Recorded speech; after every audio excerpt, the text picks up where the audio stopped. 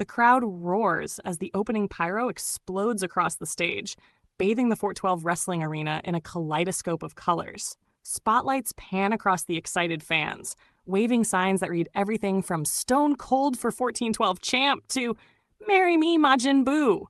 The energy is electric as the lights dim, and a single spotlight illuminates the stage.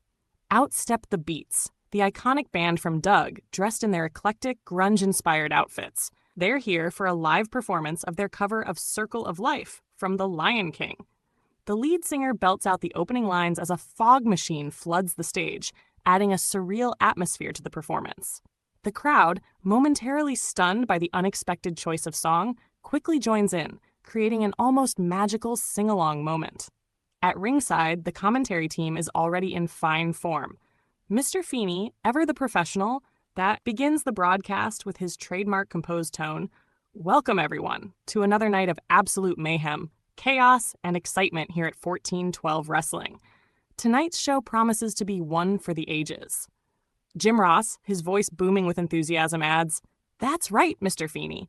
We've got everything from championship defenses to grudge matches. And folks, it doesn't get much bigger than our main event. Majin Buu and Scott Steiner teaming up against Stone Cold Steve Austin and Jesse Katsopolis. What a clash that's going to be." Elvira, reclining in her chair with a mischievous smirk, chimes in. "And don't forget the sheer insanity of that golf cart party happening backstage tonight. Gary Busey, the Iron Sheik, and a literal pyro dog in the same room. What could possibly go wrong? And who even is this central biffle guy they're all excited about having show up?" Pauly Shore, visibly grooving to the Beats performance, leans into his microphone. "Yo, dudes, forget what could go wrong. What could go right? This show is already gnarly, and we haven't even started with Muhammad Ali versus Demi Lovato. What even is this show, man?" As the Beats reach the crescendo of the song, the camera cuts to a highlight reel of last week's carnage. Clips of Stone Cold Steve Austin delivering stunners left and right, Majin Buu standing tall with the 1412 championship, and the Anti-Boiled Egg Brigade wreaking havoc play on the big screen. The commentators continue to set the stage for tonight's drama. Last week, we saw Stone Cold lose his truck to the Anti-Boiled Egg Brigade, and he's sure to be out for revenge, Feeney notes, his tone serious. But he'll have his hands full tonight with Majin Buu and Scott Steiner in the main event. Ross nods. And let's not forget the sword fighting championship match. Tyrannosatan defends his title against Fox Mulder, and I have no idea what Mulder is thinking stepping into that ring. Elvira laughs. What about the laser gun surfing battle championship? Shredder against Sponge Harris? I don't know who's crazier, the evil ninja warlord or the kid from Camp Anawana. Yo, bros, Pauly interjects, still dancing. And that six-way ladder match for an ambush title shot? Earthworm Jim, Nuclear Spawn, Chandler Bing, and Chucky Finster? That's wild enough, but adding Grumblebee and X-Pac to the mix? Pure insanity. The Beats finish their performance, bowing to the roaring crowd as fireworks explode above the ring. Mr. Feeney wraps up, his voice steady over the noise. "Ladies and gentlemen, the stage is set, the competitors are ready, and the chaos is inevitable. This is 1412 Wrestling, where the only certainty is unpredictability. Let's get to it." The camera cuts to the backstage area, where Grover is already preparing for the first interview of the night, as the anticipation for episode 44 reaches a fever pitch. The screen transitions to the backstage area, where Grover stands with microphone in hand, a ball of nervous energy as always. Beside him is the pop sensation Demi Lovato, dressed in a sleek, glittering outfit adorned with boxing gloves embroidered on the shoulders. The crowd buzzes with confusion and excitement as Demi radiates an inexplicable air of confidence. "Demi Lovato!"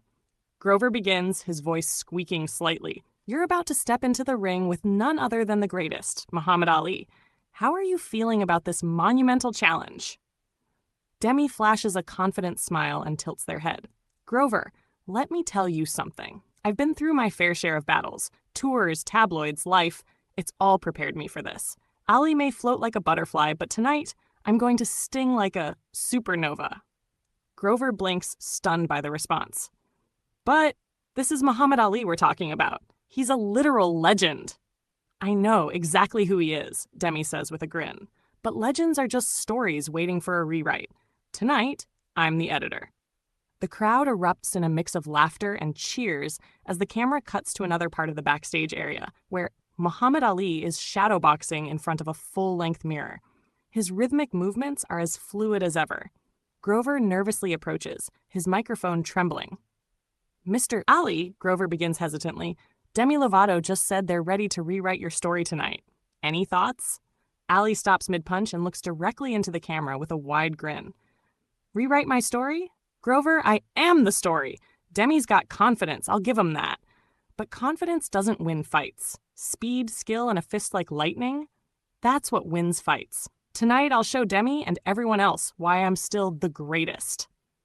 The arena lights dim as Demi Lovato's entrance music hits. They walk out with an entourage of backup dancers performing synchronized jabs and hooks in perfect harmony. The crowd is divided, some chanting Ali, while others cheer for the pop star's audacious entrance. Demi steps into the ring, waving to the fans and striking a mock boxing pose. The mood shifts dramatically as the iconic sounds of Ain't No Sunshine signal the arrival of Muhammad Ali. The legend walks out, his robe adorned with "The Greatest" in gold lettering. The crowd explodes in deafening cheers as Ali steps into the ring, his every movement exuding confidence and charisma. He points at Demi, a playful smirk on his face, and raises his gloves to acknowledge the fans. The bell rings, and the match begins. Demi starts by circling Ali, their movements theatrical and exaggerated. Ali watches with an amused expression, effortlessly dodging Demi's wild swings. The crowd laughs as Demi attempts a flurry of punches, only for Ali to dance away from every single one with ease. Jim Ross chuckles on commentary, well, you can't fault Demi for trying, but Ali's making them look like they're shadowboxing in slow motion. Pauly Shore adds, yo, Ali's just vibin', dudes. Demi might have bitten off more than they can chew here. Demi's confidence begins to waver as Ali throws a few light jabs, each one connecting and sending a clear message. This is my ring. The crowd roars as Ali ramps up the intensity, peppering Demi with quick combinations. Demi staggers but refuses to back down, wildly swinging and missing yet again. Ali's playing with his food, Elvira quips. This is starting to look like a masterclass in humiliation. Finally, Ali decides it's time to end the charade. With a dazzling display of footwork, he feints left, dodges a desperate punch from Demi, and lands a thunderous right hook. Demi crumples to the mat and the referee counts to 10. It's over. The crowd explodes in cheers as Muhammad Ali stands victorious, arms raised high. Ali grabs a microphone from ringside and looks directly into the camera, his voice steady and commanding. Let that be a lesson to everyone. Confidence without skill is just noise. Now, on to bigger things. His tone shifts to one of playful menace as he continues. I've heard that Moose has been running its mouth, saying it's tougher than me. Well, I've got news for you, Moosey. You're next. You can run, but you can't hide from the greatest. The fans erupt in chants of Ali, Ali, as he drops the mic and exits the ring, waving to the roaring crowd. Meanwhile, Demi Lovato is helped to their feet by officials, dazed but still managing a sheepish smile. The camera cuts to the commentary team, where Mr. Feeney shakes his head in amazement. Another incredible moment from Muhammad Ali, Feeney says. And now he's calling out the Moose? This show truly has no limits. Jim Ross nods. If Ali says he's coming for the Moose, you better believe he means it. I can't wait to see how that plays out. Pauly Shore grins. Yo, that was epic. The Moose better watch its antlers, bro. As the show heads to commercial, the image of Ali standing tall in the ring lingers, leaving the fans buzzing with anticipation for what's to come.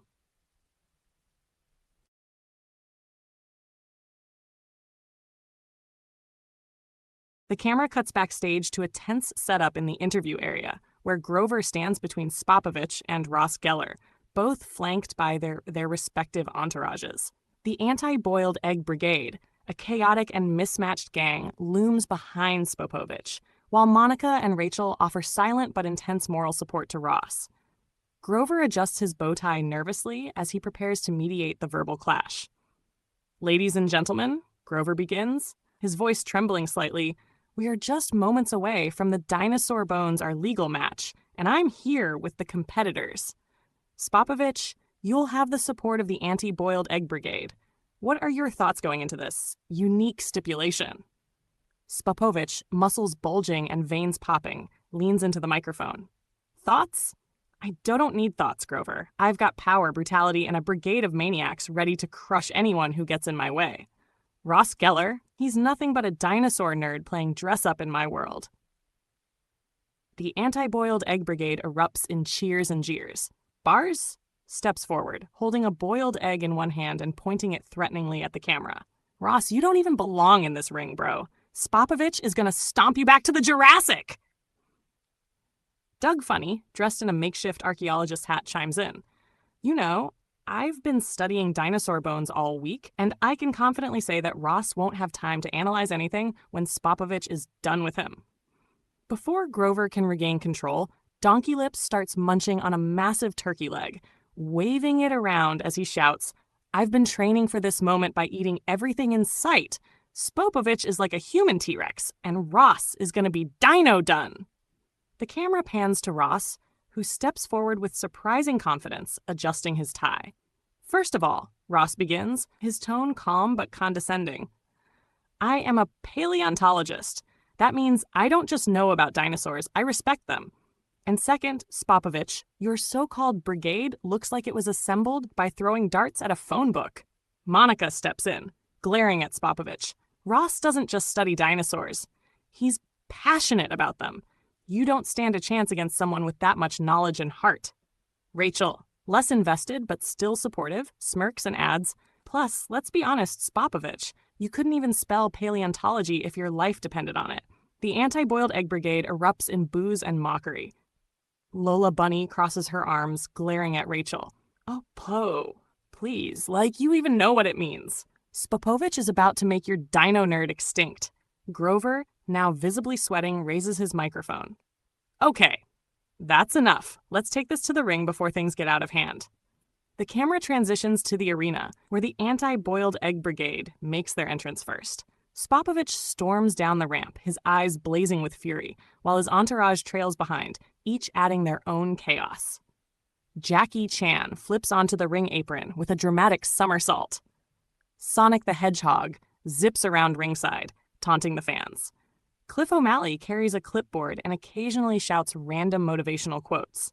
Next, Ross Geller's music hits, a quirky remix of a classic sitcom theme, and he walks out with Monica and Rachel by his side.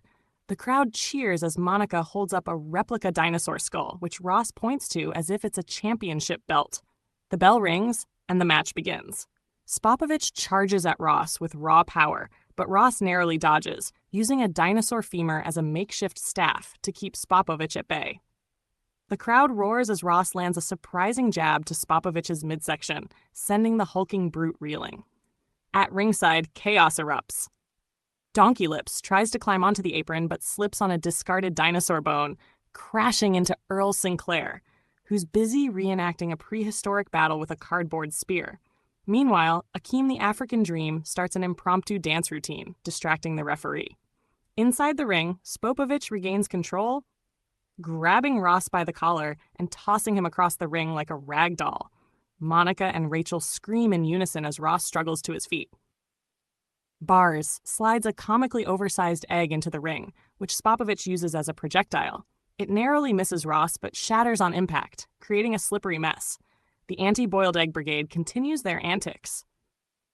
Bebe Rexha climbs onto the apron to serenade Ross with a mocking song, but Monica yanks her down and slams her into the barricade. Jackie Chan flips into the ring, attempting to ambush Ross, but accidentally kicks Spopovich instead. With Spopovich momentarily dazed, Ross grabs the dinosaur femur again and delivers a mighty swing, knocking Spopovich off his feet. The crowd goes wild as Ross climbs to the top rope, holding the femur aloft. But before he can land the final blow, Doug Funny distracts him by throwing a bucket of popcorn into the ring.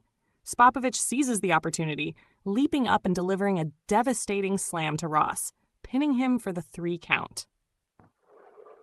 After the match, the Anti-Boiled Egg Brigade floods the ring in celebration. Spopovich grabs a microphone, breathing heavily.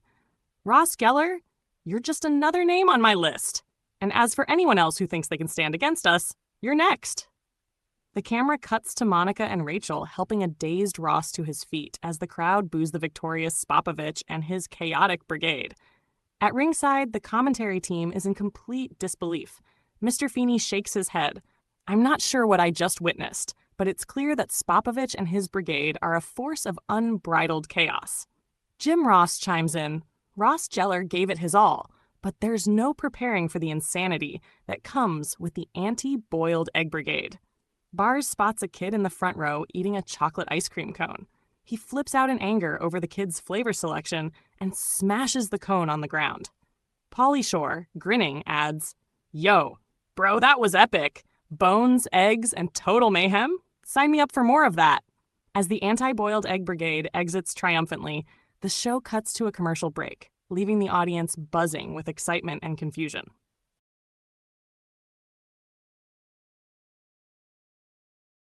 The arena lights dim suddenly, casting the crowd into darkness as a haunting orchestral rendition of Rain on Me fills the air. The eerie melody sends chills through the audience, and purple and black smoke billows from the stage, creating a surreal, ominous atmosphere.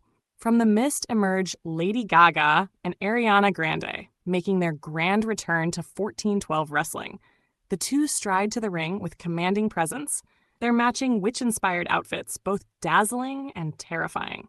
Gaga's jagged, flame-like gown ripples as though alive, while Ariana's sleek black dress is adorned with glowing runes that pulse with an otherworldly light. Each wields an ornate staff, crackling with mystical energy that seems to vibrate through the air. The crowd's reaction is a mix of awe and dread as Gaga and Ariana climb into the ring, their every movement deliberate and theatrical. Gaga twirls her staff, sending a cascade of sparks into the air, while Ariana's piercing gaze locks onto the camera. Her glowing eyes, brimming with malice, leave no doubt about their intentions. They're here to dominate. Ladies and gentlemen, peasants of the 1412 universe, Gaga declares, her voice echoing unnaturally as she steps forward. Tremble in fear, for the witches have returned. We've conquered realms you cannot fathom, destroyed heroes you foolishly believed invincible. And now we turn our attention to something far more interesting. Ariana smirks, stepping up beside Gaga. Her voice drips with venom as she hisses, Alf, the little alien furball who thinks he's clever, clutching his ancient relic like it's his ticket to safety. But make no mistake, Alf, your wishes have run out. That relic will soon be ours, and there's not a soul in this cursed promotion who can stop us. The arena erupts in boos, but the witches only laugh, their cackles reverberating through the arena. Gaga raises her staff, aiming it toward the entrance ramp. With a flick of her wrist, a bolt of lightning shoots out, scorching the stage and sending sparks flying. The crowd gasps as the witches revel in their display of power. We've taken down armies, Gaga continues, her tone sharper now, as if issuing a decree. We've bent the elements to our will. And Alf? He's just a stepping stone. If any of you pathetic mortals think you're brave enough to stand in our way, remember, we're not just witches, we're legends. Ariana steps forward, her glowing runes pulsing brighter with each word.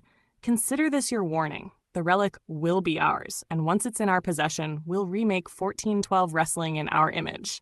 Chaos, fire, destruction, all of it will rain down upon every single one of you. The camera cuts to the commentary table, where the team looks visibly uneasy. These two aren't just talkers, they're dangerous, Mr. Feeney says gravely, and they've proven it time and time again. If they're targeting Alf and his relic, the entire roster better be on high alert. Jim Ross nods, his voice filled with concern. By God, Mr. Feeney, I don't think the locker room is ready for the kind of power these two witches wield. Alf might be their primary target, but we all know collateral damage follows wherever they go. Elvira smirks knowingly. Oh, I like these two. But even I have to admit, going after Alf and his relic? That's a bold move. That artifact is no ordinary trinket, and who knows what kind of chaos it could unleash in their hands. Pauly Shore chimes in, his tone light but nervous. Yo, bras, I don't know what's scarier, Gaga's gown or Ariana's glowing eyes. But let's hope Alf has a gnarly escape plan, because these witches mean business. In the ring, Gaga and Ariana bask in the chaos they've created. Gaga raises her staff high, sending another bolt of lightning into the rafters. while Ariana summons a swirling vortex of smoke around them. In an instant, the two vanish in a brilliant explosion of purple sparks, leaving the ring empty, save for scorch marks and an unsettling silence. The camera lingers on the destruction, the atmosphere thick with tension, before cutting to a commercial break. The scene transitions backstage to the chaotic den of the Anti-Boiled Egg Brigade, where the eclectic group is sprawled around a dingy room that looks like it hasn't been cleaned since the 1990s. In the center of the room, an old N64 console sits hooked up to a battered TV, drawing the brigade's attention as they furiously compete in Mario Kart 64. Sonic the Hedgehog, ever the speedster, smugly guides his Yoshi past, Akeem the African Dreams Wario, while Donkey Lips, sitting cross-legged on the floor, angrily throws a virtual blue shell at the screen. On a worn beanbag chair, Barge scowls, sipping an unidentifiable green drink.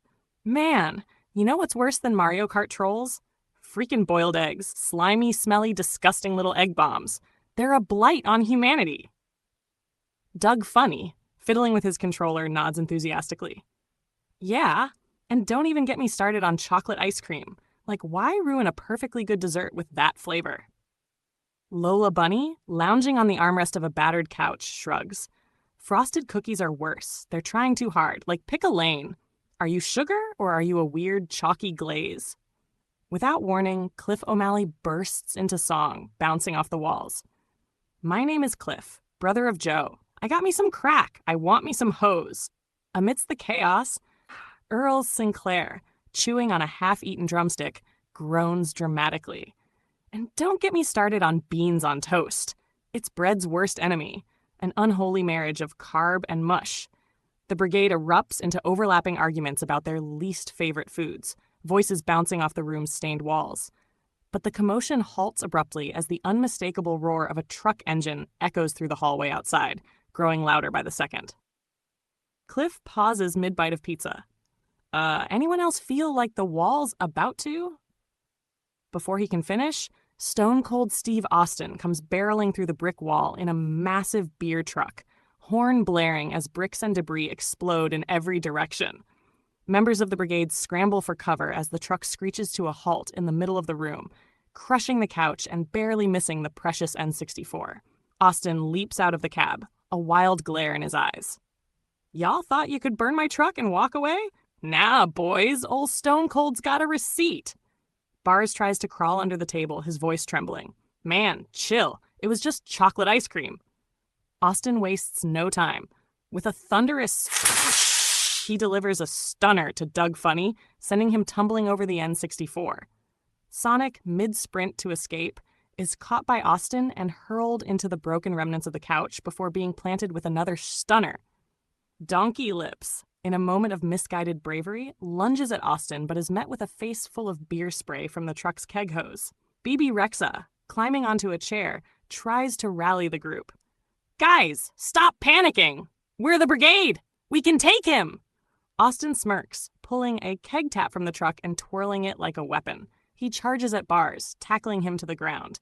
The room fills with shouts as Austin wraps the keg tap around Bars' neck, yelling directly into his face. You like lightin' fires, huh? Well, let me tell you something, you little weasel. Stone Cold don't play games. The other brigade members make desperate attempts to intervene, but Austin fends them off with beer sprays, swift boots, and sheer intimidation. Jackie Chan leaps from a table with a flying kick, but Austin dodges effortlessly and counters with another stunner, leaving Chan sprawled across the shattered N64. At the commentary desk, Jim Ross shouts, "Good Lord, Stone Cold's taken out the entire brigade. He's like a one-man wrecking crew. This is carnage." Mr. Feeney, watching the mayhem with a raised eyebrow, adds, "I'd say they're getting exactly what they deserve, Jim. Austin doesn't take kindly to betrayal."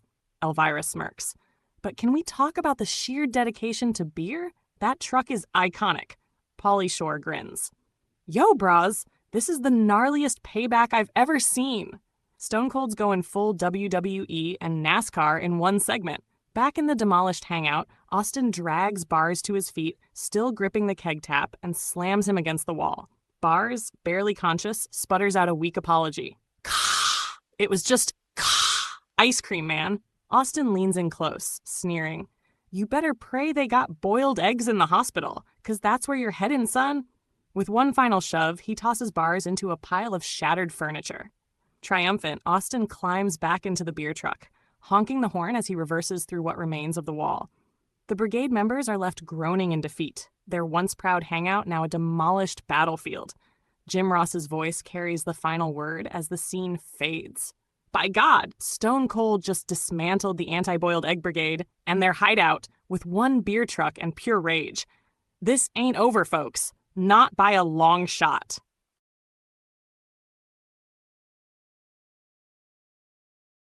The ring is transformed into a medieval battleground, adorned with an imposing rack of oversized swords gleaming ominously under the arena lights. The crowd roars in anticipation, the atmosphere electric as Fox Mulder makes his entrance. His signature trench coat flows dramatically behind him, his expression stoic and determined.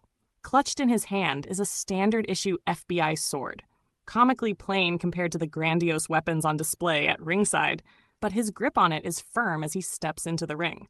Jim Ross, his voice tinged with disbelief, exclaims, "Folks, I can't believe I'm saying this, but Fox Mulder is about to face Tyrannosatan, the monstrous demonic dinosaur, for the sword-fighting championship.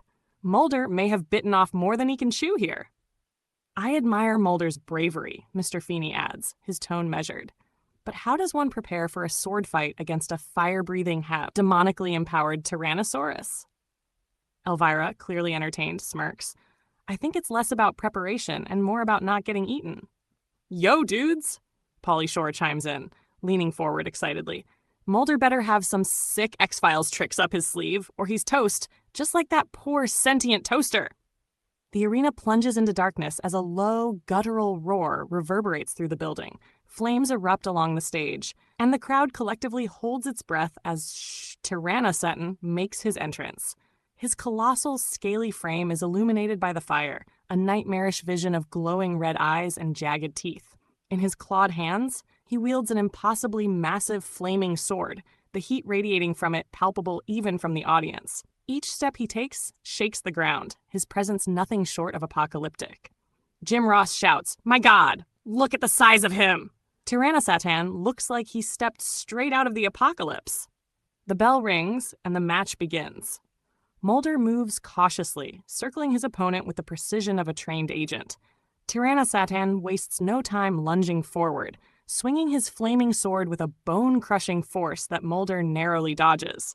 The FBI agent rolls under the arc of the blade and counters with a quick slice to Tyrannosatan's leg. Sparks fly as Mulder's blade glances off the beast's armored hide, drawing a frustrated roar from the demonic dinosaur. The fight quickly becomes a spectacle of strategy versus brute force. Mulder uses his agility and intellect to stay out of Tyrannosatan's reach, dodging massive swipes and retaliating with quick, calculated jabs. At one point, Mulder leaps onto the ropes, springboarding onto Tyrannosatan's back. The crowd erupts as he clings to the monster, his sword aimed at its vulnerable neck. Is Mulder trying to ride him? Elvira gasps, her tone half amused, half horrified. That's either brilliant or suicidal. Pauly Shore practically shouts, "Dude, it's like Jurassic Park meets Highlander. Mulder's totally going for the gold here." Tyrannosatan bucks wildly, flames erupting from his jaws as Mulder struggles to hang on. With a mighty heave, the dinosaur flings Mulder across the ring, sending him crashing into the corner. The monstrous champion roars triumphantly, raising his flaming sword for what appears to be a finishing blow. Mulder, dazed but resourceful, fumbles in his trench coat and retrieves a small metallic object. He stares at it briefly before hurling it at Tyrannosatan with everything he has. The object, a Vatican-blessed handcuff relic, strikes Tyrannosatan square in the chest. Jim Ross, his voice a mixture of shock and curiosity, shouts, "What in the world is that? Mulder's got something up his sleeve." The relic glows with holy energy, sending a ripple of light through Tyrannosatan's massive body. His flaming sword extinguishes with a hiss, and he momentarily freezes, his movements sluggish and strained. Mulder seizes the opportunity, grabbing his sword and lunging forward. With a powerful thrust, he drives the blade into a weak point in the creature's demonic armor. Tyrannosatan lets out a deafening roar of pain. collapsing to one knee. Mulder steps back, clutching his badge as he levels a steely gaze at the fallen beast. Tyrannosatan, he declares, his voice firm. You're under arrest for the murder of the sentient toaster and countless other crimes against humanity. The arena explodes in cheers as Mulder cuffs the weakened Tyrannosatan with the holy relic, rendering him powerless. The referee hands Mulder the sword-fighting championship belt, and he hoists it high above his head, his victory etched in the stunned expressions of the audience. Jim Ross exclaims, "By God, he's done it. Fox Mulder has taken down the most terrifying force in 1412 wrestling and become the new sword-fighting champion." Elvira laughs in disbelief. "I can't believe it. Mulder actually arrested a demonic dinosaur for murder in the middle of a wrestling match." "Yo, bro," Pauly Shore adds, practically bouncing in his seat. "This is next-level stuff. Mulder's the man." As Mulder celebrates, dragging the cuffed Tyrannosatan backstage for further questioning, the commentary team reflects on the chaos that just unfolded. "Justice has been served tonight," Mr. Feeney states, his tone contemplative. "Though I never imagined it would come in the form of Fox Mulder wielding a sword." Mulder's victory shows that anything can happen in 1412 wrestling, Jim Ross declares. "Folks, this night is far from over. Stay tuned." The camera pans across the crowd, still buzzing with energy and disbelief, before fading to a commercial break. The arena buzzes with anticipation, and the camera cuts to the stage, where Kylie Minogue stands under a spotlight. Dressed in her iconic cami outfit from the Street Fighter movie, she exudes confidence as the crowd erupts into wild cheers. Kylie takes a moment to soak in the adoration, then raises a microphone to speak. "Tonight," she declares, her voice filled with determination, "I'm not just a pop icon or a fighter from a movie. You're looking at the next Divas champion. Android 18, you might have robotic strength, and Melina, you might have questionable dental hygiene, but none of that scares me. When I step into that ring, I bring the fight of a lifetime. And trust me, I didn't squeeze into this outfit just to lose." The crowd erupts in applause and cheers as Kylie flips her braid dramatically, striking Cammie's signature pose. She struts backstage, the confidence radiating off her, leaving the audience fired up for the upcoming match. At the commentary table, Jim Ross shakes his head in disbelief. "Well, I'll be damned. Kylie Minogue is oozing confidence tonight. She's not backing down from two of the most dangerous women in 1412 wrestling." "Confidence is one thing," Mr. Feeney replies, his voice steady, "but Kylie's stepping into the ring with Android 18, a near unstoppable force, and Melina, who might just bite her head off, literally. I'll give Kylie this," Elvira adds with a smirk. "She's got flair.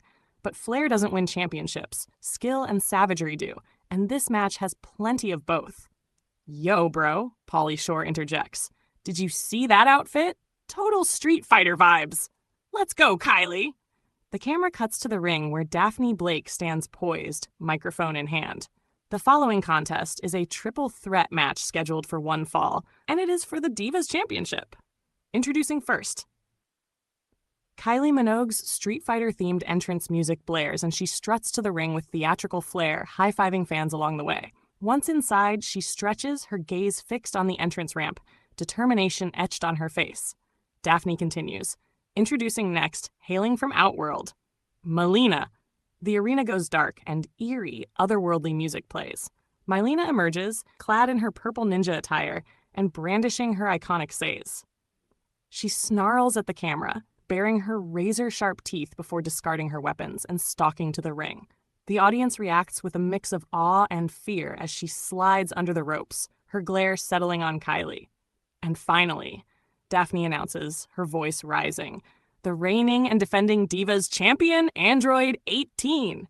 The lights flash gold as Android 18's stoic theme music hits. The champion strides onto the stage, her Divas championship belt slung over her shoulder. She surveys the crowd with a cold, calculating stare before heading to the ring, exuding quiet dominance. All three women now stand in the ring as the referee raises the championship high, signaling the start of the match. The bell rings, and the action begins immediately. Melina charges at Kylie, her strikes wild and aggressive. Kylie ducks under the assault, half countering with a spinning kick that catches Melina off guard. Android 18 watches the exchange with a calm, predatory gaze, biding her time before stepping forward. With one fluid motion, she catches both women in a devastating double clothesline, asserting her dominance. As Android 18 tosses Melina into the corner, delivering precise, bone-rattling strikes, Kylie seizes an opportunity. She leaps onto the champion's back, locking in a sleeper hold. Android 18, unfazed, shrugs her off with a powerful throw, sending Kylie crashing to the mat. Melina takes advantage of the chaos, delivering a surprise dropkick that sends Android 18 tumbling through the ropes to the outside. With the champion temporarily out of the picture, Kylie and Melina square off. Kylie uses her speed and agility to evade Melina's brutal strikes, landing quick jabs and a running dropkick. The crowd rallies behind her as she climbs to the top rope and soars with a crossbody. Melina, showing her raw power, catches Kylie midair and slams her to the mat with a spinebuster. Jim Ross shouts, "Good God Almighty, Kylie might have bitten off more than she can chew." "I'd say Melina is the one doing the biting here, Jim," Mr. Feeney quips dryly. Outside the ring, Android 18 recovers and methodically pulls Melina out by the leg, slamming her into the steel steps with a thunderous crash. She slides back into the ring and locks eyes with Kylie. The two women exchange a flurry of strikes, with Kylie showing surprising resilience against the stoic champion. As the match reaches its climax, all three women take turns landing signature moves. Melina nearly secures a pinfall on Kylie after a spinning kick, but Android 18 breaks it up at the last moment. The crowd is on the edge of their seats as Android 18 hoists both Kylie and Melina onto her shoulders, delivering a jaw-dropping double powerbomb that shakes the entire ring. Elvira gasps, "That's it! That has to be it!" No one gets up from that. Android 18 wastes no time. She pulls Kylie to her feet and delivers a key blast, knocking her out cold. When Melina charges back into the ring, Android 18 counters with a swift roundhouse kick, sending her flying out of the ring. The champion covers Kylie for the 3 count. Daphne announces, "Here is your winner," and still the Divas champion, Android 18. The crowd erupts as Android 18 is handed her belt. She raises it high above her head, casting an emotionless smirk toward her defeated opponents before exiting the ring. Android 18 retains her title in spectacular fashion, Jim Ross exclaims. But hats off to Kylie Minogue and Melina for putting up one hell of a fight. Mr. Feeney nods solemnly. The Divas division is as competitive as ever, and Android 18 has proven once again why she's at the top. And with that kind of performance, Elvira muses, who could possibly dethrone her? The camera cuts backstage, where Lady Gaga and Ariana Grande are watching the match on a monitor. Their sinister expressions hint that Android 18 may soon have new challengers.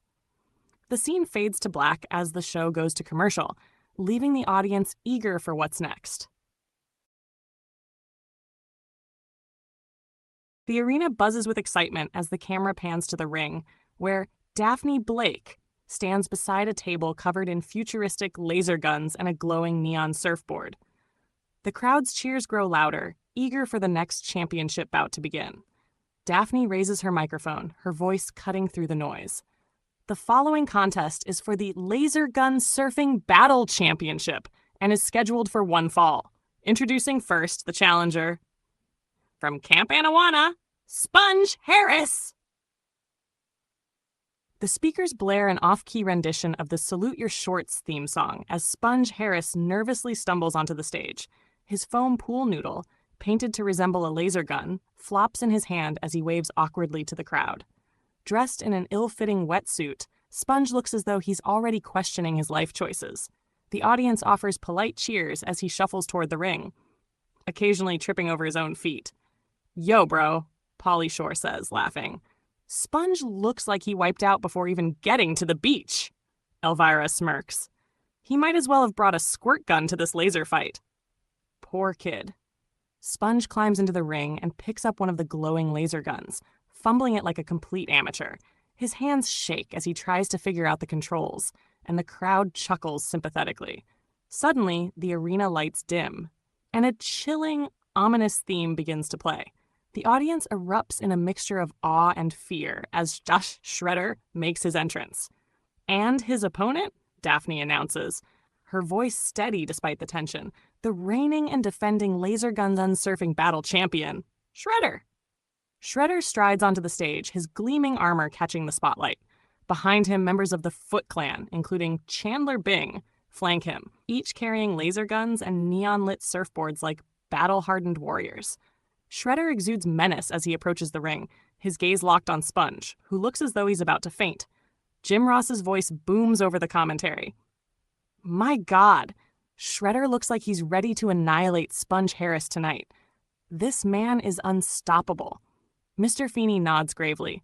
Sponge is brave, I'll give him that, but bravery doesn't always equal survival when you're facing Shredder. The bell rings, and the match begins.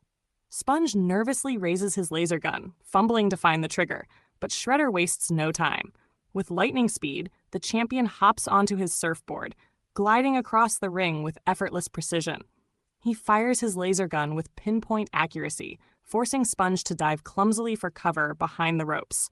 Shredder dominates the match with precision and grace, firing shots that narrowly miss Sponge while showcasing his impeccable balance and control on the surfboard. Sponge, meanwhile, flails helplessly, trying to dodge the onslaught. When he attempts to mount his own surfboard, he stumbles and faceplants, drawing laughter from the crowd. Bro, Pauly Shore exclaims, shaking his head. This is brutal. Sponge can't even get on the board. It's like watching a toddler try to skateboard. It's not a match, Elvira quips. It's a public execution. Desperate, Sponge grabs his foam pool noodle and charges at Shredder, flailing it wildly like a sword. Shredder barely reacts, effortlessly catching the noodle mid-swing. He snaps it in half with one hand and tosses the pieces aside before delivering a devastating spinning kick that sends Sponge flying into the corner. Sponge lies dazed, barely able to move, as Shredder ascends the top rope with his surfboard in hand. In one fluid motion, he leaps off, executing a perfect surfs-up moonsault and landing squarely on Sponge. The referee counts to 3, and the bell rings. Daphne raises the microphone.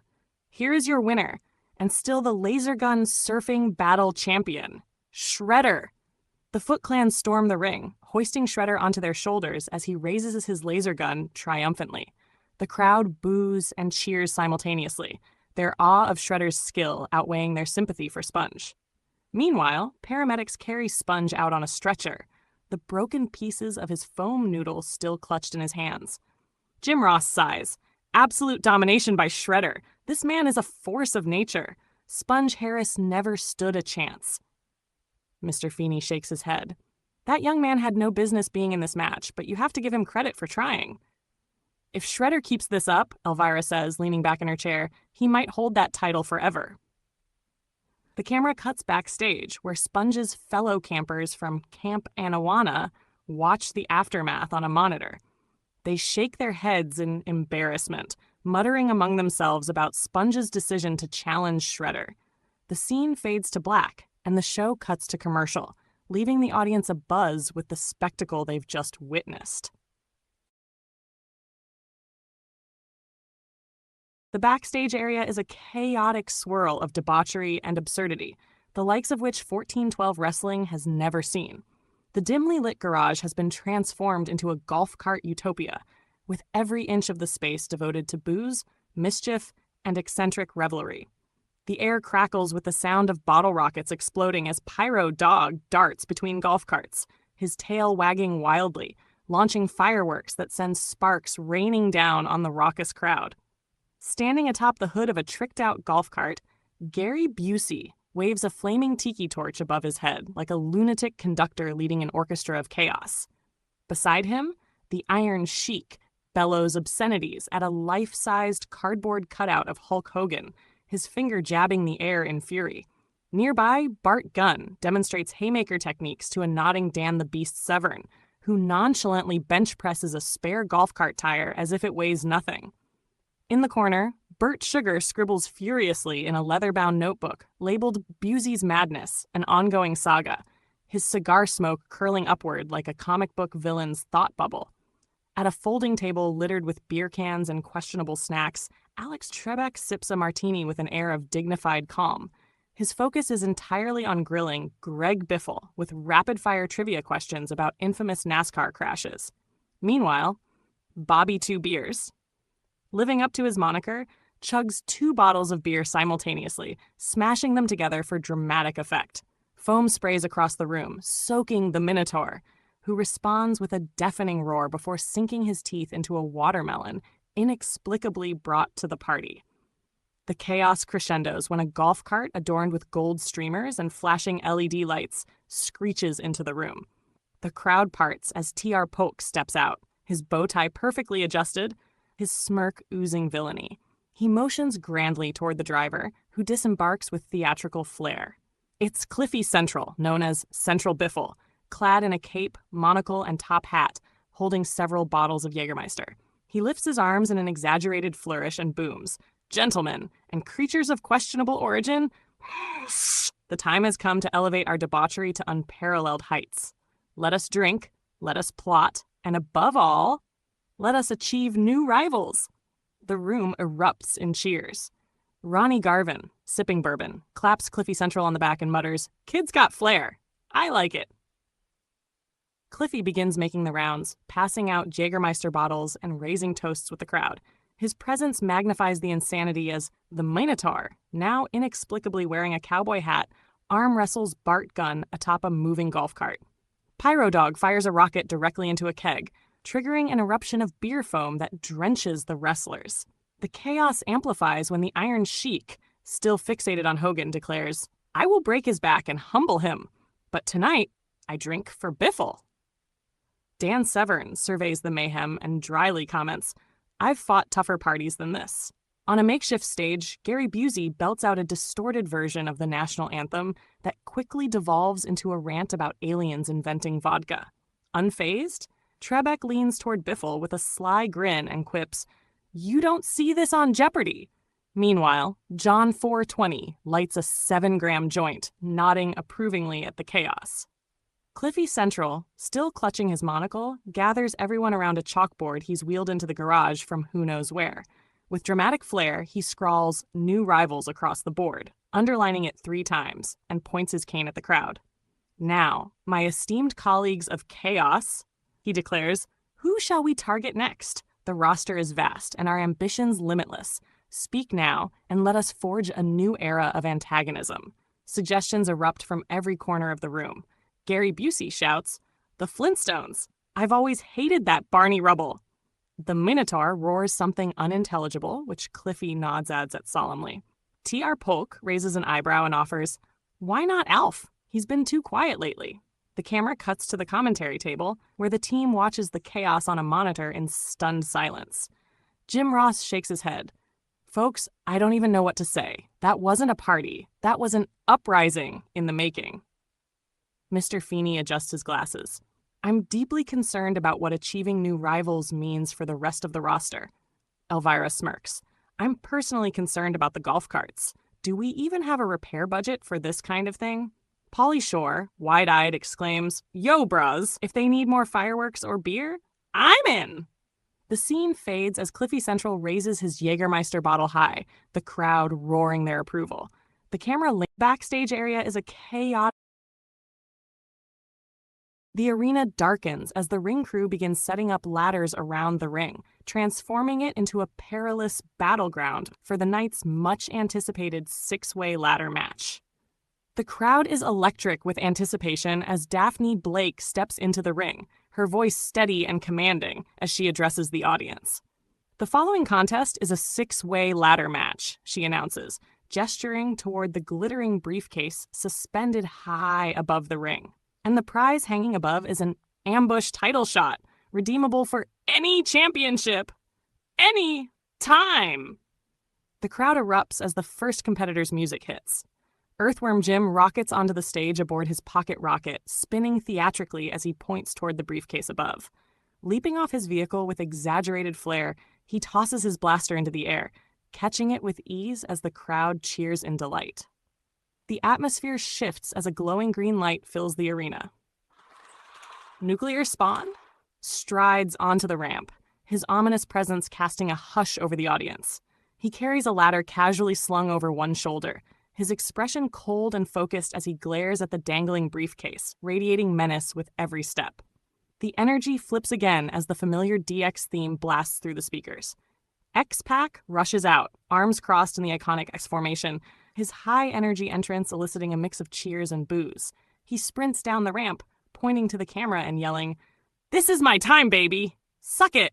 Next, Chucky Finster timidly appears, clutching a toy ladder that looks absurdly small in the context of the arena. His entrance theme, a bizarre mashup of Rugrats and Die Hard, elicits laughter from the audience, but Chucky musters courage, shouting, "I'm not scared! Let's do this!" The lights dim as President Rita Repulsa's ominous theme fills the arena. She appears, flanked by Grumblebee, her laughter echoing through the rafters. "Tonight," she cackles, pointing at the briefcase, "we seize that ambush shot, and I ensure chaos reigns supreme in 1412 wrestling." Grumblebee buzzes around her in manic excitement, hyping himself up as they march to the ring. Finally, the stage glows neon purple as Chandler Bing struts onto the ramp, his leather jacket emblazoned with the words "Bing's better" across the back. Flanked by the Foot Clan, Chandler grins smugly, throwing sarcastic barbs at fans as he makes his way to the ring. The bell rings and chaos erupts immediately. X-Pac charges Nuclear Spawn, leaping into a flying kick that Spawn catches midair, slamming him onto a ladder with a sickening crash. Across the ring, Chucky scurries under the ropes and reemerges wielding his tiny ladder, only for Earthworm Jim to grab it and use it to swat Grumblebee out of midair. "Good God Almighty!" Jim Ross shouts. Earthworm Jim just swatted that bee like it owed him money. Grumblebee quickly recovers and zips around Nuclear Spawn, delivering quick, stinging strikes. Spawn remains unfazed, swinging a ladder like a baseball bat, sending the bee flying into the Foot Clan as they attempt to assist Chandler Bing in scaling the ladder. Meanwhile, Chucky tries a creative but futile strategy, tying a rope to the briefcase and tugging with all his might. The briefcase doesn't budge. Chandler, watching from the corner, sarcastically claps. "Great plan, Chucky! Maybe next you can build a sandcastle." At the center of the ring, Earthworm Jim and X-Pac battle atop a ladder, exchanging punches. Nuclear Spawn tips the ladder over, sending both men crashing to the outside. Spawn begins his ascent, only to have Chucky, armed with a tiny mallet, whack at his ankles. "Chucky Finster is showing no fear tonight," yells Jim Ross. "This kid's got more guts than I gave him credit for." The Foot Clan rushes the ring, dragging Spawn down. This allows Chandler to climb the ladder, but Earthworm Jim leaps from the top rope, knocking it over with his body. Chandler crashes into Grumblebee and X-Pac on the outside. Rita, furious, uses her magic to levitate the ladders into a swirling vortex, sending competitors ducking for cover. Earthworm Jim counters by shooting the floating ladders down with his blaster, causing them to crash onto the mat in a heap. As the dust settles, Spawn sets up a massive ladder in the corner and begins climbing. Chucky climbs the opposite side, squeaking nervously with each step. At the top, Spawn reaches for the briefcase, but Chucky bites his hand in desperation. "By God, Chucky Finster just bit Nuclear Spawn!" exclaims Ross. "That kid's got some teeth." Spawn roars in pain and shoves Chucky off the ladder, sending him into the Foot Clan below. Earthworm Jim and Grumblebee leap from the ropes, tipping the ladder over and sending Spawn crashing to the mat. Seizing the moment, Earthworm Jim sets up a ladder and begins climbing. X-Pac tries to stop him, but is knocked off with a well-timed punch. With no one left to challenge him, Jim grabs the briefcase and secures the victory. Daphne Blake announces, "Here is your winner, and the holder of the ambush title shot, Earthworm Jim." As Jim celebrates atop the ladder, raising the briefcase high, Rita shrieks in rage, vowing revenge. Chandler Bing, sprawled in debris, mutters, "Could this night be any worse?" The camera lingers on Earthworm Jim, triumphant as the crowd cheers wildly. Meanwhile, the commentary team reflects on the match's wild moments. "Earthworm Jim has earned himself a golden opportunity," says Mr. Feeney, "but with Rita Repulsa still scheming, his path ahead won't be easy." "I don't know what's more shocking," adds Elvira, "Jim's win or Chucky biting a guy?"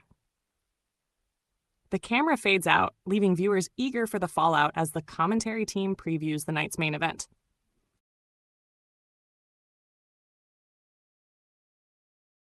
Backstage, Grover stands in front of 4 tag teams, the tension between them almost tangible. The The furry blue interviewer grips his microphone tightly, his excitement barely contained as he introduces the competitors.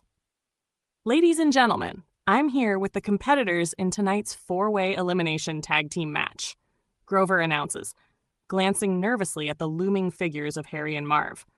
Let's start with Harry and Marv. Gentlemen, what's your strategy for tonight? Harry adjusts his beanie with a smug grin, stepping forward. Strategy? Grover, we don't need strategy! His gravelly voice exudes overconfidence. We're professionals. We've outsmarted everyone from kids to cops. And tonight we're gonna outsmart these losers too. Marv nods enthusiastically, his wild curls bouncing with each motion. Yeah. And if they think they can stop us, they're gonna end up just like that kid's traps, busted and bruised. He cackles loudly at the thought, though Grover looks less sure. Next, Allie and AJ stand confidently in matching bedazzled leather jackets, glittering microphones in hand. Allie steps forward first, her tone sharp and confident. Harry and Marv can talk all they want, but we've got something they'll never have. Talent and style, she declares, tossing her hair dramatically. AJ smirks, adding, and let's not forget, we're pop stars who know how to shine under the spotlight.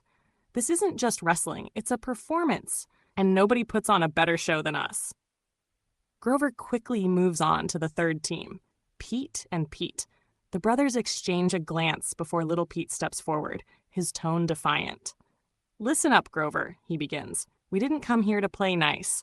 We've been scrapping with each other and everyone else our whole lives. Tonight's just another backyard brawl, and we're the ones who are going to come out on top.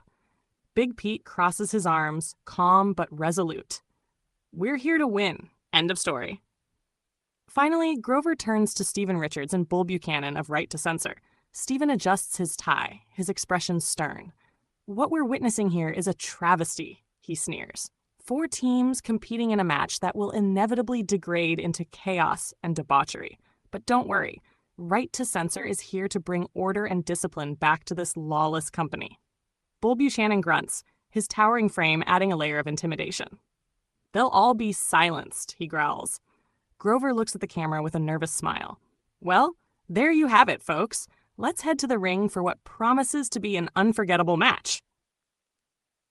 The crowd erupts as Daphne Blake steps into the ring, microphone in hand. Ladies and gentlemen, the following contest is a 4-way elimination tag team match. Introducing first, Harry and Marv's theme. A cacophony of sleigh bells and ominous orchestral notes echoes through the arena. The bumbling thieves stumble onto the stage, already arguing about who gets to walk in front. Next, Allie and AJ strut down the ramp, their flashy jackets catching the light as they pose for the cameras. The crowd's reaction is mixed, some dazzled by their confidence, others clearly rooting for their elimination. Pete and Pete storm out next, little Pete running circles around his older brother, taunting the crowd and hyping himself up. Big Pete, as always, looks more composed but no less focused. Finally, Right to Censor emerges to a chorus of boos. Stephen Richards waves a clipboard around like a sacred artifact, while Bull Buchanan cracks his knuckles menacingly. The bell rings, and all 8 competitors launch into action. Harry and Marv immediately resort to underhanded tactics, with Harry tossing a handful of marbles into the ring. Little Pete leaps over the hazard and tackles Harry to the mat with a flurry of punches. Meanwhile, Marv attempts to swing a paint can at Big Pete, but Big Pete ducks, sending Marv stumbling into a double-team attack from Right to Censor. On the opposite side, Allie and AJ use their speed to outmaneuver Bull Buchanan. AJ ducks a clothesline and lands a dropkick to his knee, while Allie follows up with a spinning heel kick to his chest. Bull roars in frustration but doesn't go down.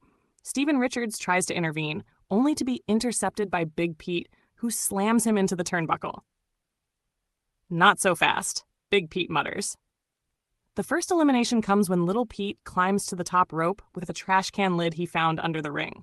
He launches himself at Marv, smashing the lid over his head for the pinfall. Harry and Marv are out, much to their loud protests. Unbelievable, Mr. Feeney exclaims. Little Pete's tenacity just sent those 2 scoundrels packing. By God, that kid's got more fight in him than most grown men, adds Jim Ross. The chaos intensifies as Allie and AJ team up on Right to Censor. Allie hits Stephen Richards with a flawless DDT, followed by AJ's flying elbow from the top rope. Together, they pin Steven, eliminating right to censor. With only Pete and Allie and AJ remaining, the match reaches its peak. Big Pete and Allie engage in a test of strength while Little Pete and AJ chase each other around the ring. Allie nearly secures a win with a quick roll-up, but Big Pete powers out and slams her with a suplex. In the end, Pete and Pete prevail. Big Pete hoists AJ for a powerbomb as Little Pete takes down Allie with a running knee. The referee counts the pinfall, and the bell rings. Pete and Pete have done it, shouts Elvira. The brothers from Wellsville are victorious. The crowd cheers as Big Pete and Little Pete raise their hands in triumph. On the outside, Ailey and AJ glare at the brothers, clearly frustrated but vowing revenge. Right to Censor storms off angrily, while Harry and Marv are shown backstage, still bickering over their elimination. An incredible match and a well-earned victory for Pete and Pete, concludes Mr. Zlion. Feeney, this is a night they'll never forget. Backstage, the camera pans to a dimly lit room where Alf stands atop a makeshift podium constructed from milk crates and old pizza boxes.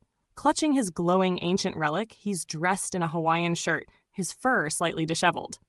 Clearing his throat, Alf addresses the camera, his sardonic tone commanding attention. Well, Alf begins, dramatically pointing at the lens. It seems like the golf cart crew thinks they're the hottest wheels on the block. But let me tell ya, they're about as intimidating as a flat tire on a unicycle. He pauses for effect, holding the relic up like a microphone. Gary Busey, you think your chaotic antics and love of golf carts make you unpredictable? Buddy, I've seen more coherent chaos at a Malmasian mud wrestling tournament. Shifting gears, Alf zeroes in on the Iron Sheik. Sheiky baby, let me ask you something. How do you manage to drive a golf cart and still find time to curse out half the roster on Twitter? Impressive multitasking, but you're still no match for Alf the Indestructible. Alf's eyes narrow, a smirk playing across his snout. And Bart Gunn, the man who claims to have fists of fury. Newsflash, Bart, the only thing you're knocking out is the buffet table at catering. If you're looking for a real brawl, I'll show you how we throw down on Melmac. Spoiler alert, it involves a lot of pies. He waves his paw dismissively and leans into the camera, his tone dropping to a conspiratorial whisper. Now I hear Lady Gaga and Ariana Grande are out to steal my relic. Ha! Let me tell you something, little monsters. I don't give up my treasures that easily. You two might have magical powers and Grammy awards, but I've got one thing you don't. He pauses, raising the relic dramatically. Wishes. Clutching the glowing relic tighter, such Alf's expression turns uncharacteristically serious. Now, for my next trick, I'm going to wish for protection. No spells, no potions, and no crazy outfits will get past this bad boy. Raising the relic high, it emits a brilliant flash of light, shaking the camera and seemingly the entire backstage area. As the light fades, Alf grins confidently. There. Now I'm untouchable. Gaga, Grand, you're going to need more than meat dresses and high notes to take me down. And if you try, well... He leans closer, his tone dropping to a mischievous growl. Let's just say I've got a few tricks up my fur. The camera pans out as Alf hops down from his podium, the relic still glowing faintly in his paw. Humming the theme to Jaws, he strolls off, leaving the audience buzzing about what's to come. Back at ringside, the commentary team is floored. Alf may be the most unpredictable competitor in 1412 wrestling, Mr. Feeney says, shaking his head. With that relic, there's no telling what he'll do next. Did you see that glow? Jim Ross adds, awe in his voice. Whatever Alf wished for, it's powerful. Gaga and Ariana might have met their match. Elvira chuckles darkly. You don't mess with a guy like Alf. That's a cosmic rule. Pauly Shore leans back in his chair, grinning. Yo, bras, Alf just made this place his turf. Gaga and Grande better think twice before trying to mess with that little furball. Backstage, the scene opens on a folding table surrounded by Majin Buu, Chester Cheetah, Boo Berry, and Cutsman, all locked in an intense game of Monopoly. The board is cluttered with piles of fake money, colorful hotels, and chance cards scattered about. Boo sits with a childlike grin, eagerly clutching his stack of Monopoly cash, while Chester leans back in his chair, sunglasses on, exuding his trademark coolness. Booberry hovers over the board, ghostly but unusually focused, while Cutsman impatiently taps his metal blades on the table, looking increasingly irritated. "All right, it's my turn," Boo announces gleefully, snatching the dice and tossing them onto the table with a dramatic flourish. The dice bounce off the edge and clatter to the floor, showing doubles. "Ha! Boo gets to roll again," he exclaims, moving his little top hat token with exaggerated excitement. He lands on Boardwalk and immediately shouts, "Boardwalk! Boo by Boardwalk!" Chester Cheetah leans forward, lowering his sunglasses slightly to give Boo a skeptical look. "Man, this is totally bogus," he drawls. "You can't just keep buying everything. It ain't even cheesy how good you're doing." Booberry sighs, staring at his dwindling pile of Monopoly cash. "I don't know if I can keep haunting this game. Boo owns half the board." Cutsman slams his token down, his voice sharp and mechanical. "Hold on. Wait a minute." He points one of his blade arms at Boo, his frustration boiling over. "I saw that! You rolled the dice under the table. You're cheating." Boo tilts his head innocently, his wide pink face taking on a look of mock surprise. "Boo not cheat. Boo play fair. Don't give me that." Cutsman snaps, standing up and jabbing his blade at Boo. "Nobody lands on Park Place, Boardwalk, and free parking in one turn without cheating. I demand a recount." Chester and Booberry exchange uneasy glances as Boo's cheerful grin begins to fade. The air grows heavy as a low, ominous hum fills the room. Boo's expression shifts into something far more menacing. "You call Boo cheater?" he asks, his tone slow and dangerous. "Yeah, I called you a cheater," Cutsman retorts, standing his ground and pointing his blade defiantly. "What are you going to do about it?"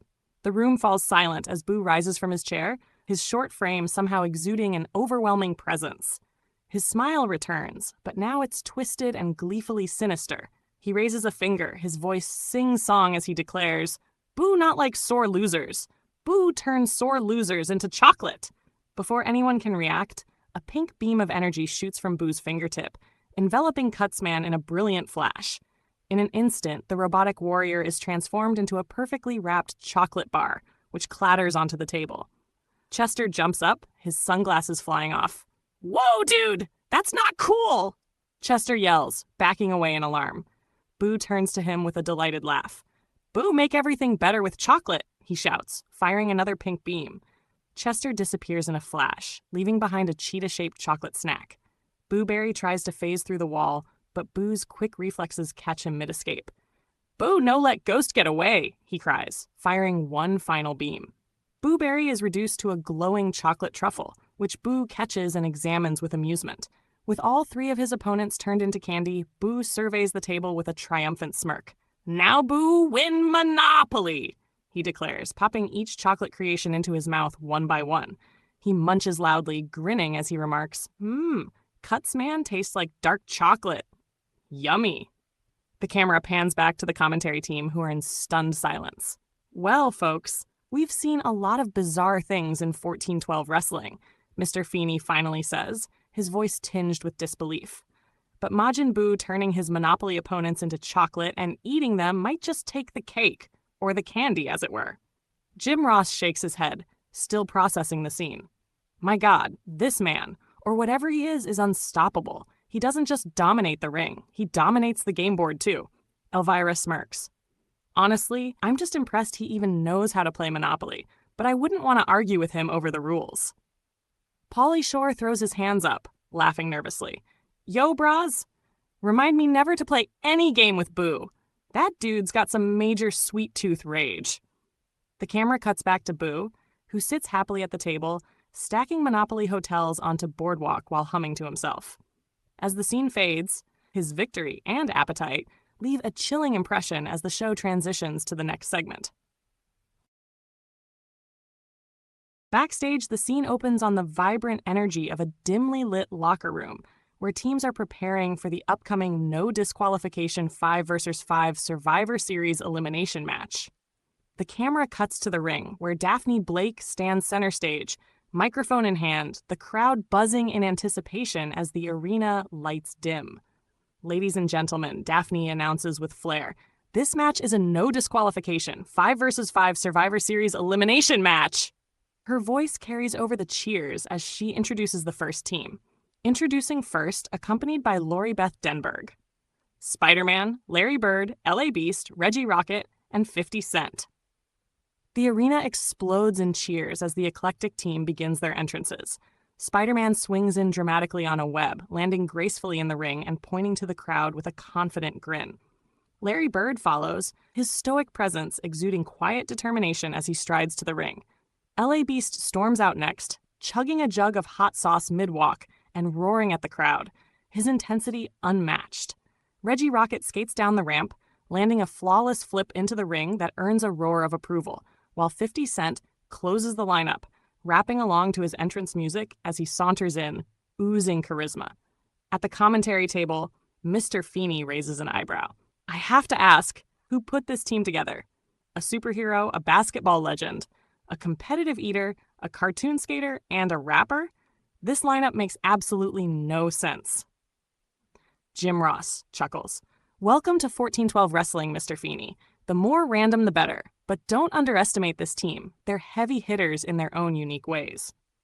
Elvira smirks. Heavy hitters or not, they're going to need all the help they can get. Did you see L.A. Beast chug that hot sauce? That's either incredible commitment or sheer insanity. Pauly Shore nods enthusiastically. Yo, bras, I'm just here for Reggie Rocket's flips. That kid's got mad skills. The lights dim again as Daphne introduces their opponents. And their opponents, accompanied by Kanye West, Taka, Razar, Mojo Jojo, Weed Killer, and Ben Linus. The crowd reacts with a mix of boos and cheers as the opposing team enters. Taka and Razar lumber onto the stage, snarling and flexing their massive mutated muscles.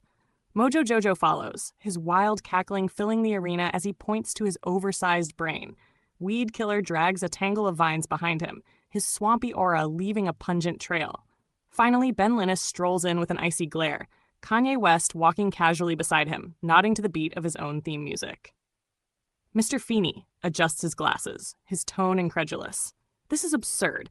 A talking monkey with a genius IQ, 2 mutants, a plant-based villain, and a manipulative schemer. Who booked this insanity? Jim Ross nods solemnly. I don't know, Mr. Feeney, but this match is shaping up to be one of the most unpredictable we've ever seen. The bell rings, and chaos erupts as Spider-Man starts off against Mojo Jojo. Spider-Man's agility is immediately on display, dodging Mojo's erratic punches and countering with a springboard dropkick that sends the monkey villain sprawling. Mojo scrambles back to his corner, tagging in Razar, who charges into the ring like a freight train.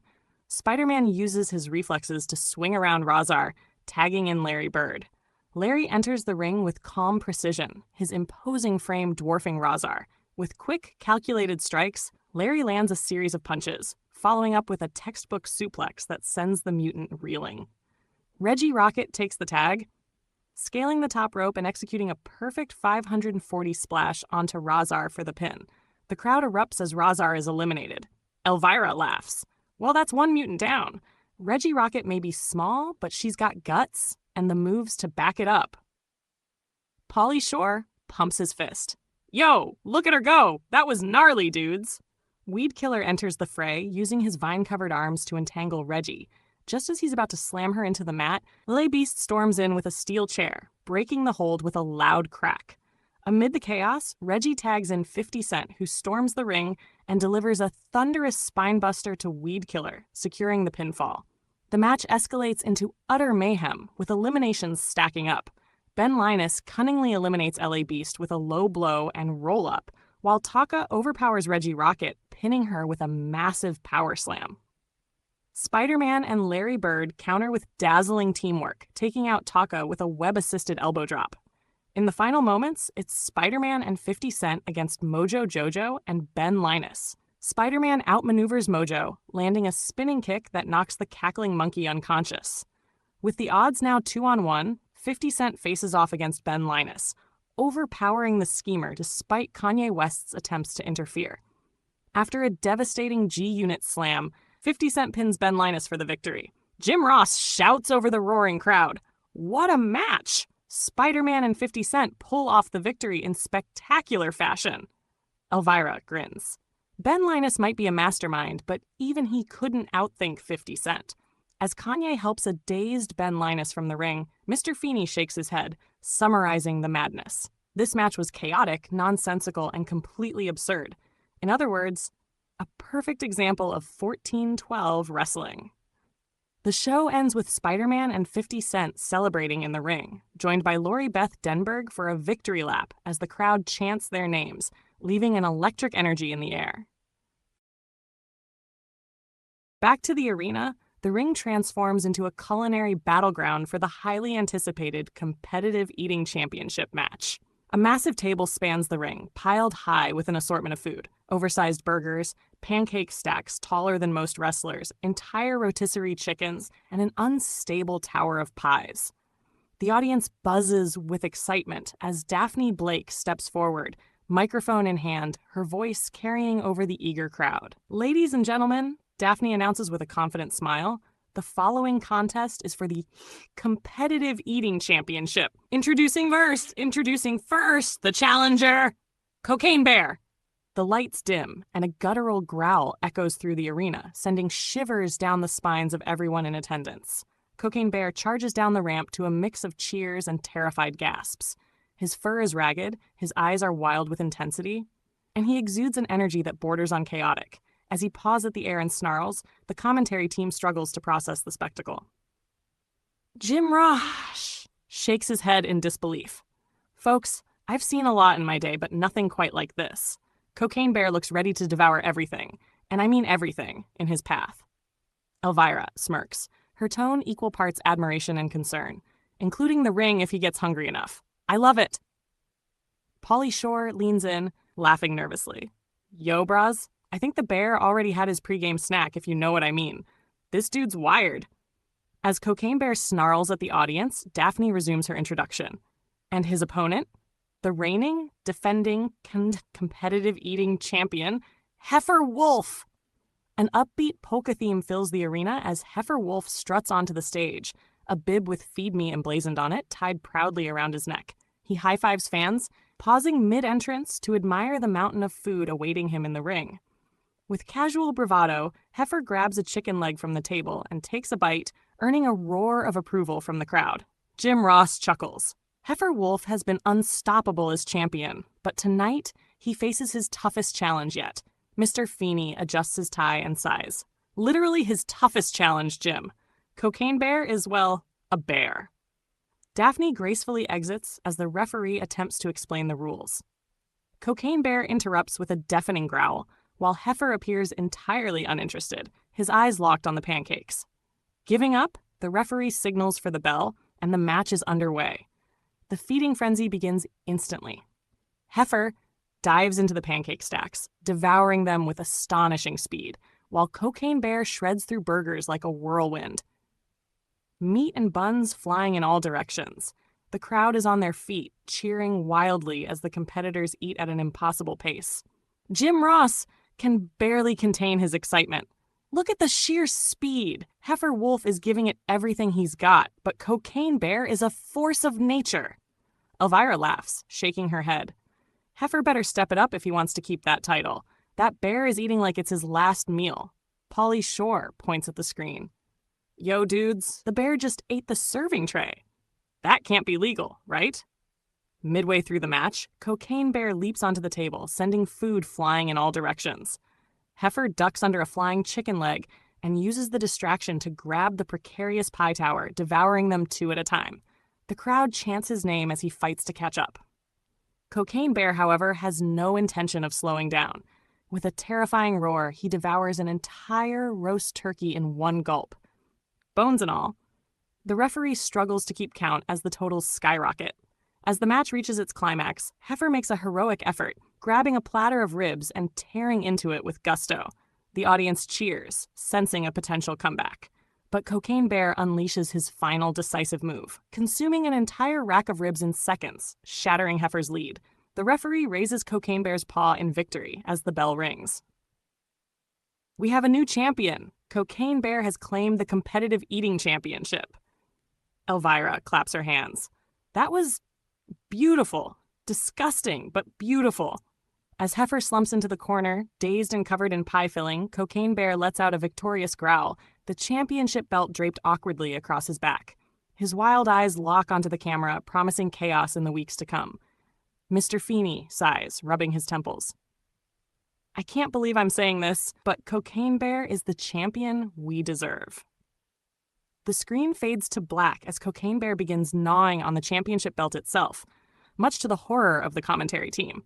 The crowd roars as the show moves on, leaving an unforgettable impression of pure, unbridled chaos.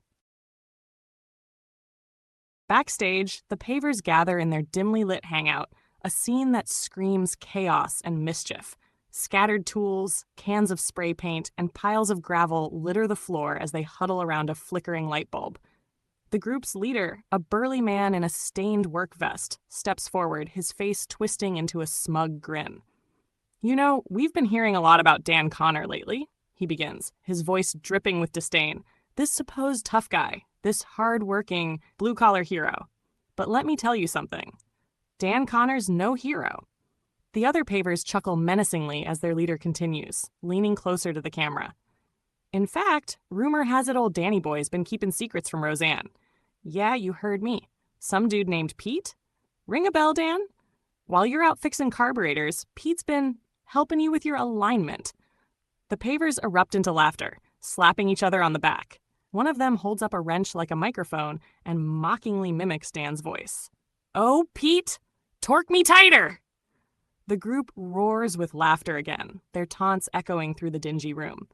Another Paver, a wiry man with a mischievous gleam in his eye, chimes in.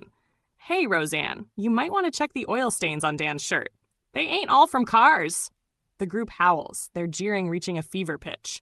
Before they can continue, the sound of shattering glass reverberates through the air. The camera swings to the side just in time to catch Stone Cold Steve Austin storming into the room, fury blazing in his eyes. He's holding a steel chair in one hand and a six-pack of beer in the other.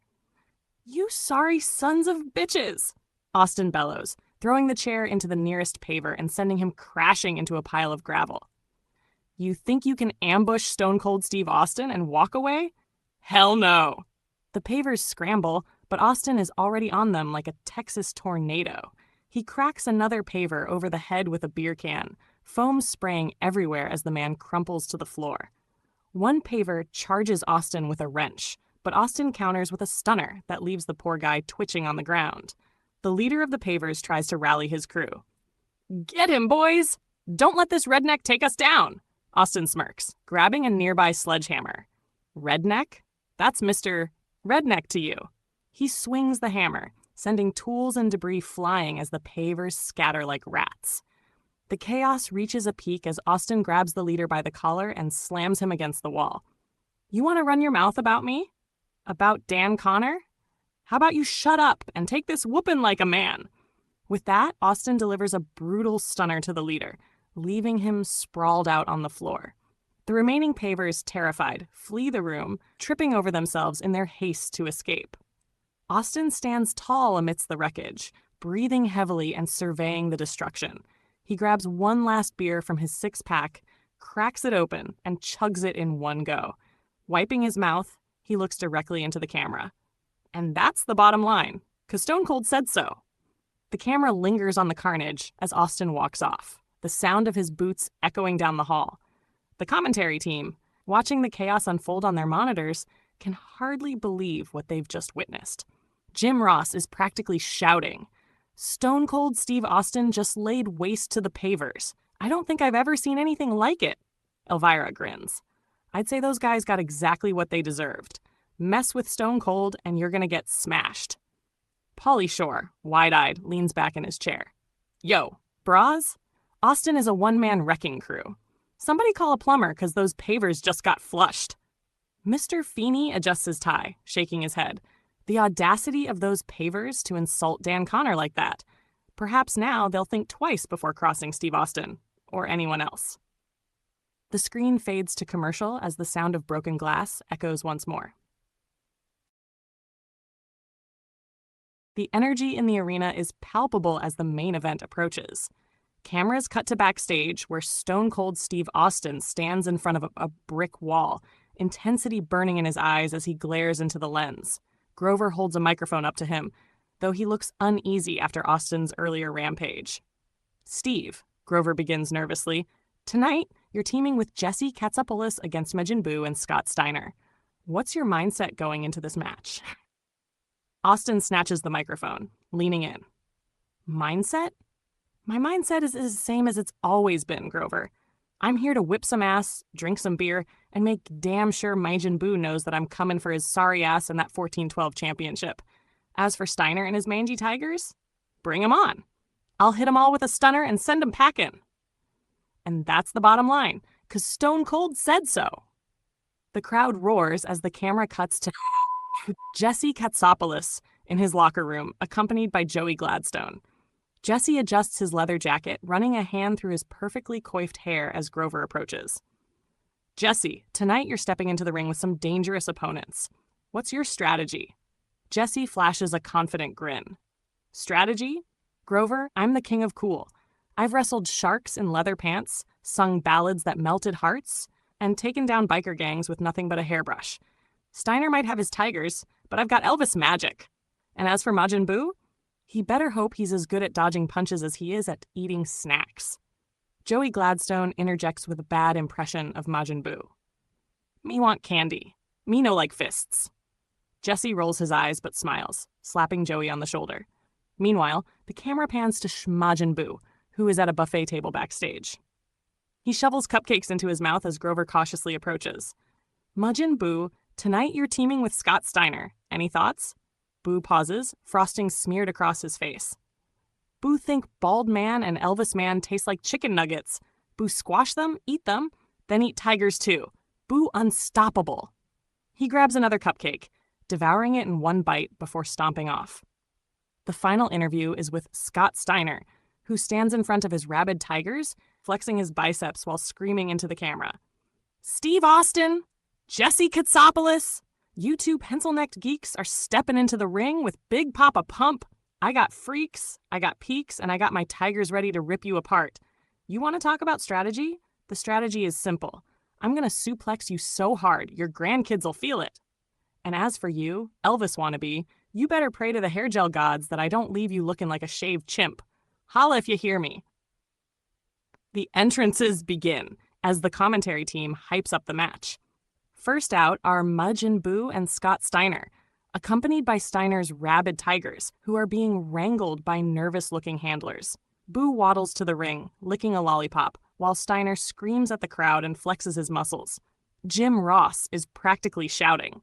This is the most bizarre pairing I think I've ever seen in wrestling.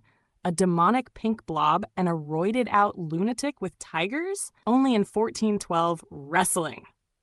Elvira smirks. Majin Buu and Steiner may be odd, but together they're terrifying. And those tigers? Let's hope they don't get hungry. Pauly Shore, wide-eyed, leans closer to his mic. Yo, dudes, did I just see a tiger wink at me? That was not chill.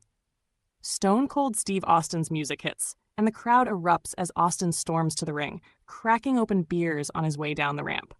Jesse Katsopolis follows, strutting confidently as Joey Gladstone hypes him up, even trying to imitate Austin's beer-chugging antics, but spilling it all over himself. Vegeta, sitting in for commentary, folds his arms and frowns. This is ridiculous. Steiner has the muscle, Majin Buu has raw power, and yet these fools think they stand a chance. I could finish this match in 5 seconds. The bell rings, and chaos immediately ensues.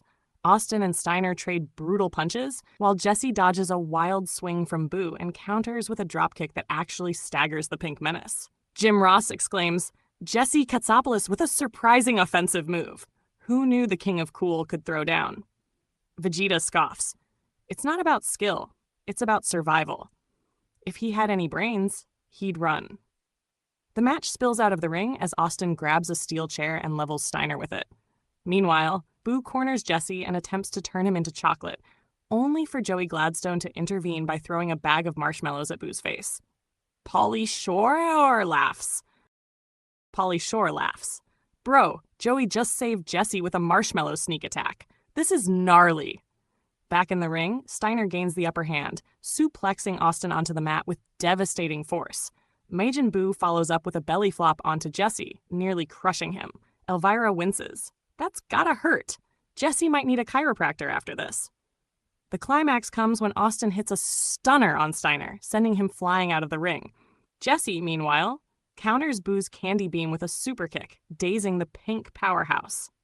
The crowd erupts as Austin and Jesse deliver a double-team finisher, with Jesse hitting a flying elbow drop off the top rope while Austin pins Boo for the win. The arena explodes with cheers as Austin and Jesse celebrate, but the moment is short-lived.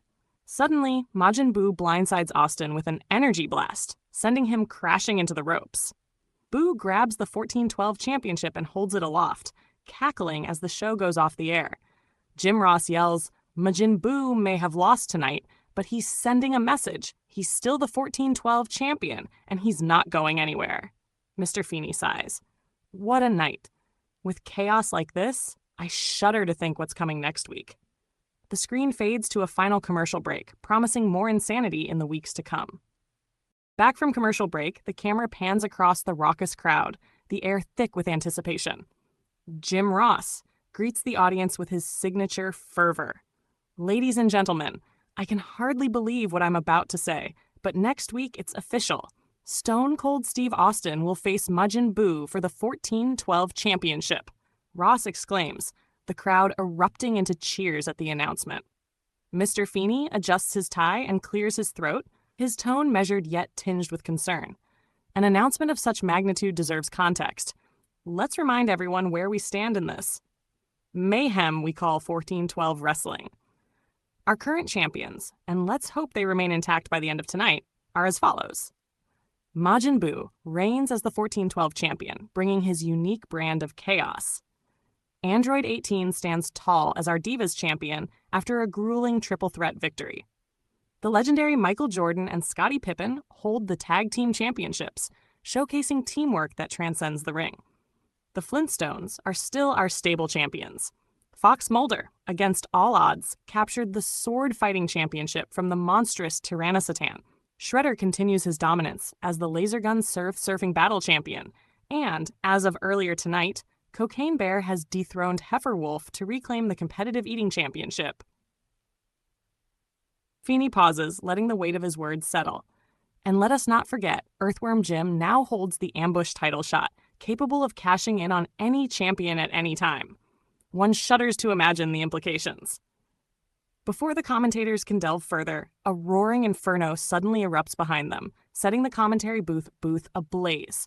The crowd gasps as Magmar, the fire demon from Pokemon, stomps out onto the stage, his body pulsating with heat.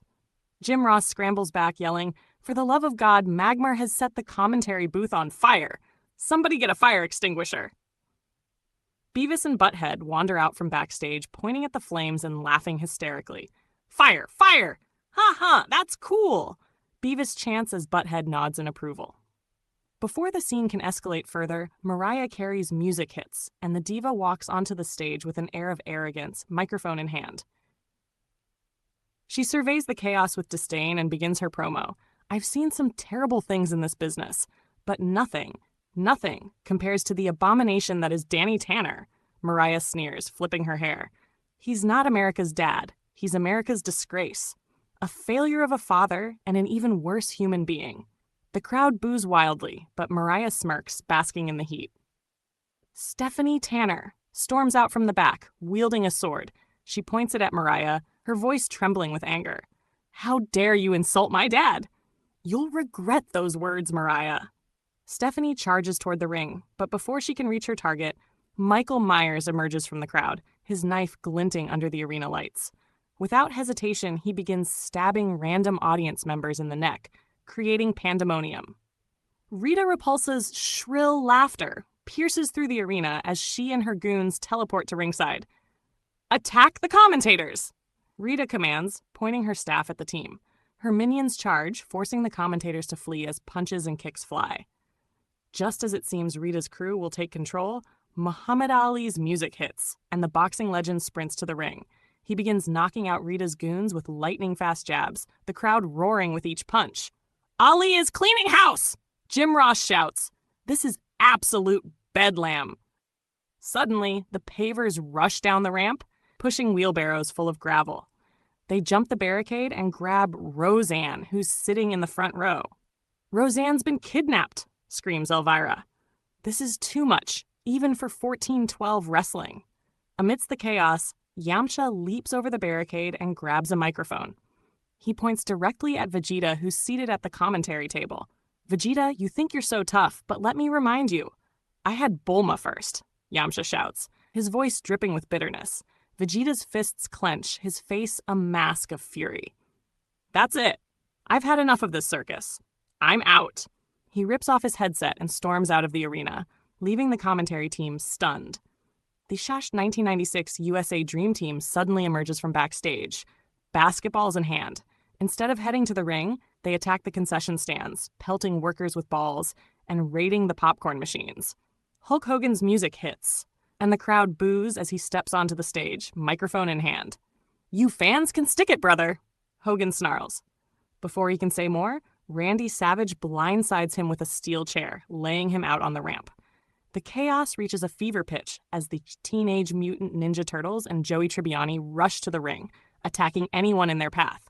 Punches, kicks, and weapons fly as the brawl spills out into the audience. Mrs. Doubtfire's music hits, and she teeters onto the stage with a microphone. "Hello! If you don't all calm down right now, I'm prepared to perform a full striptease." The crowd collectively screams as order momentarily begins to return. However, a figure descends from the rafters, a man in a lab coat holding a steaming tray of eggs. It's the inventor of boiled eggs.